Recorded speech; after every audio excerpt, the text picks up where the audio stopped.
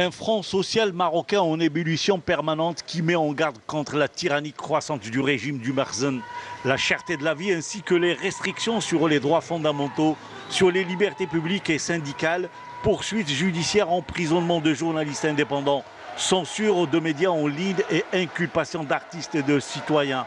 Les enlèvements se poursuivent, tortures, arrestations arbitraires et condamnations sont autant d'exactions réservées aux activistes de droits de l'homme ou tout citoyen exigeant la justice sociale.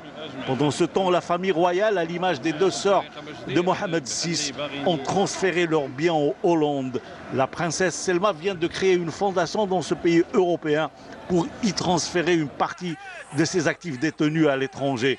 L'autre sœur du roi, Lalla Asma, détient quant à elle une structure similaire depuis 2019.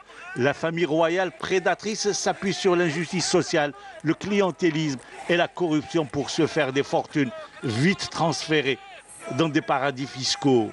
Sur le plan extérieur, le Maroc est accusé de passivité dans la tentative de 2500 migrants de franchir la clôture frontalière de Melilla.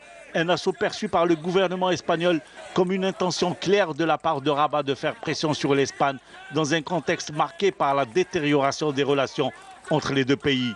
Il est impossible pour Rabat de ne pas détecter une file de 2500 personnes à la frontière, font remarquer des sources gouvernementales espagnoles. Outre-Atlantique, des membres du Congrès américain ont appelé le président Joe Biden à ne conclure aucun accord sur l'armement avec le Maroc, sur fond de crainte quant à l'utilisation de ces armes contre le peuple sahraoui, et souhaité que le rôle crucial que jouent les États-Unis dans le conflit au Sahara occidental puisse permettre aux Sahraouis d'exercer leur droit inaliénable à l'autodétermination. Dans une lettre adressée récemment au président Biden, 11 membres du Congrès américain se disent préoccupés par la politique des États-Unis au Sahara occidental et par les accords sur la vente d'armes au Royaume du Maroc, conclus entre Washington et Rabat.